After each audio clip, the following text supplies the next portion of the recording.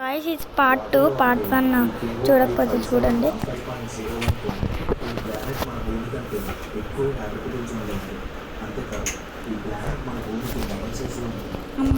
వచ్చిండ్రా వచ్చిండ్రా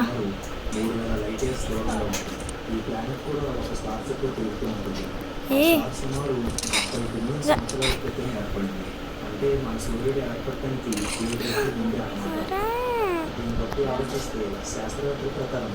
వేస్ట్గా అంతే అంతే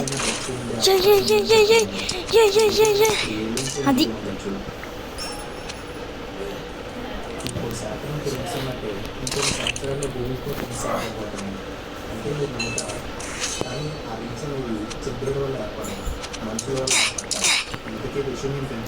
ఇద్దరిని చంపా.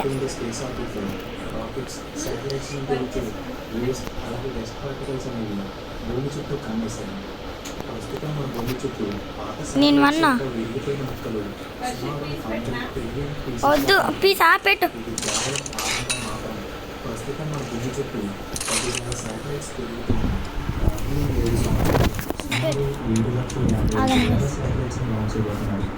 వీటితో పాటు ఆడవాళ్ళు లాంచ్ చేసిన రాకెట్స్ యొక్క స్పేర్ పార్ట్స్ అలానే చిన్న చిన్న సైజులో ఉండే యాస్ట్రాయిడ్స్ భూమి చుట్టూ తిరుగుతూ ఉంటాయి. భూమి బయట ఎంత వేస్ట్ పార్టికల్స్ ఉంటే మనకేంటి నష్టం అని మీకు అనిపించవచ్చు.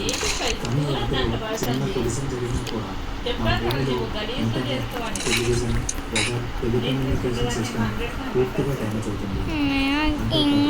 ఫ్యూచర్లో ఏదైనా రాకెట్ లాంచ్ చేయాలన్నా ఆ రాకెట్ స్పేస్లోకి వెళ్ళిన తర్వాత ఆల్రెడీ తిరుగుతున్న శాటిలైట్ యొక్క రాకెట్కి గుర్తుకుందంటే అప్పుడు పెద్ద డ్యామేజ్ జరిగింది. వీళ్ళకి త్వరగా దీనికంటే ఏదో ఒక సొల్యూషన్ కనిపెడితే చాలా మంచిది.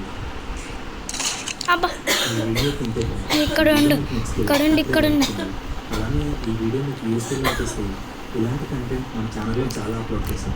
వీలుంటే తప్పకుండా చూడండి, మీకు తప్పకుండా నచ్చుతుంది. అలానే మన ఛానల్ని సబ్స్క్రైబ్ చేసుకొని పక్కనే కలుపుకొని ఆల్లో పెట్టుకోండి. అలానే ఈ వీడియోని మీ ఫ్రెండ్స్ అండ్ ఫ్యామిలీ మెంబర్స్కి షేర్ చేయండి. Thanks for watching.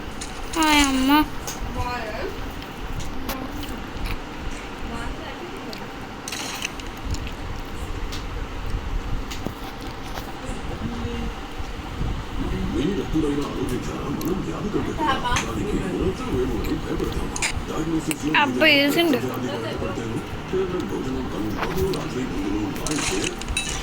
పడ్డది.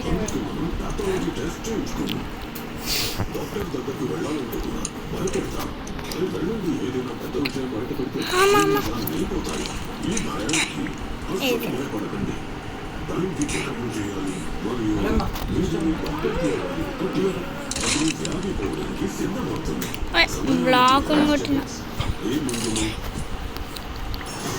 ఎవడు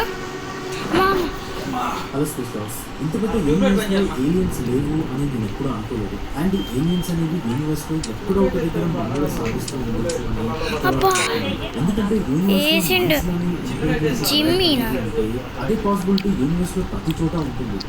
అండ్ విశ్వంలో స్పెషల్ అనేది ఏది ఉండదు, ప్రతిదీ రెప్లికేట్ అవుతుంది. ఇదంతా పక్కన పెడితే ఫ్రమ్ ద బిగినింగ్ డేస్ నుండి ఏలియన్స్ మీద భూమికి యూఎఫ్ఓల ద్వారా ఏలియన్స్ భూమిని విజిట్ చేస్తున్నారు అని, అండ్ అలాగే ఏరియా 51లో వాళ్ళని అమెరికా ఏజెంట్లు ఇంటర్వ్యూ చేస్తున్నారు అని చాలా కాన్స్పిరసీ థియరీలు ఉన్నాయి. అండ్ అవి కల్చర్ అనేది అమెరికాలో పుట్టింది. యూఎఫ్ఓలు ఉన్నాయి. ఇజ్రాయెల్ గత కొంతకాలంగా పాలస్తీనా ప్రాంతమైన గాజా స్ట్రిప్ మీద యుద్ధం చేస్తూనే ఇజ్రాయెల్ మీద హమాస్ చేసిన దాడికి ప్రతిఫలంగా గాజాలో ఇజ్రాయెల్ మారణహోమాన్ని ఇప్పటికే ప్రపంచం మొత్తం ఇప్పటికే ఇజ్రాయెల్ కి పాలస్తీనాకు మధ్య జరుగుతున్న పరిణామాలని గమనిస్తూనే ఉంది. ఇజ్రాయెల్ పాలస్తీనా అంశంలోకి ఇప్పటి వరకు చాలా దేశాలు జోక్యం చేసుకుని ఇజ్రాయెల్కు నచ్చజెప్పే ప్రయత్నం చేసినా ఇజ్రాయెల్ మాత్రం గాజా స్ట్రిప్ ని తమ ఆధీనంలోకి తీసుకునే వరకు ప్రసక్తే లేదు అని ఇజ్రాయెల్ ప్రకటించింది. అయితే ఇజ్రాయెల్ పాలస్తీనా అంశం తీసుకుంది. ఇన్ని రోజులు ఇజ్రాయెల్ పాలస్తీనా గురించి మాట్లాడుతున్న ప్రపంచం ఇప్పుడు ఇజ్రాయెల్ ఇరాన్ మధ్య జరుగుతున్న పరిణామాల గురించి మాట్లాడుకోవడం మొదలుపెట్టింది. ఇజ్రాయెల్ మరియు ఇరాన్ మధ్య ప్రస్తుతం యుద్ధ వాతావరణం ఏర్పడింది. ఇప్పటికే ఇరు దేశాలు ఒకరి మీద ఇంకొకరు దాడులు మొదలుపెట్టారు. అయితే ఇజ్రాయెల్ కి ఇరాక్ మధ్య జరుగుతున్న ఈ వ్యవహారంలో అమెరికా కూడా జోక్యం చేసుకుని ఇజ్రాయెల్ కి మద్దతుగా నిలిచింది. కాబట్టి ఈ రెండు దేశాల మధ్య జరుగుతున్న పరిణామాలను చాలా మంది ప్రపంచం మరో భారీ యుద్ధం చూడబోతుంది అని అంచనా వేస్తున్నారు. ఇది క్రమంగా మూడో ప్రపంచ యుద్ధానికి కూడా దారి తీయొచ్చు అని అంటున్నారు. కాబట్టి అసలు ఇజ్రాయెల్ కి ఇరాన్ కి మధ్య గొడవలు ఏంటి? ఎందుకు ఇరాన్ ఇజ్రాయెల్ మీద 300 డ్రోన్లతో దాడి చేసింది? ఇరాన్ చేసిన ఈ దాడిని ఇజ్రాయెల్ ఏ విధంగా తిప్పికొట్టింది? ఈ రెండు దేశాల మధ్య జరుగుతున్న గొడవలు ఏ రకంగా రాబోయే రోజుల్లో మారవచ్చు? ఈ రెండు దేశాలకు మద్దతుగా మిగతా ఏ దేశాలు రాబోతున్నాయి? ఇలాంటి ఎన్నో విషయాలు మీకు స్పష్టంగా తెలియజేస్తాను. అండ్ ఇలాంటి మరిన్ని ఇన్ఫర్మేషన్ మీకు తెచ్చేందుకు మీ సపోర్ట్ వీడియోకి జస్ట్ లైక్ చేయండి చాలు. సో లేట్ చేయకుండా let's get into the video.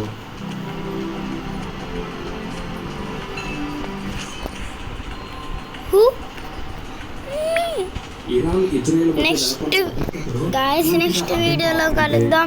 ఈ వీడియో అయితే దానిలో మొదటిది ఇజ్రాయెల్ ఒక జూయిష్ కంట్రీ, అంటే యూదులు ఎక్కువగా ఉండే దేశం. ఇక మరోవైపు ఇరాన్ ఒక షియా కంట్రీ, అంటే ముస్లింలు ఎక్కువగా ఉండే దేశం. ఇరాన్ మరియు ఇజ్రాయెల్ ఈ రెండు పక్కపక్కన వీడియో అయితే ఇప్పటిదాకా ఆపేస్తా. నెక్స్ట్ వీడియో కలుద్దాం. బాయ్. ఇరాన్ కాగా ఈ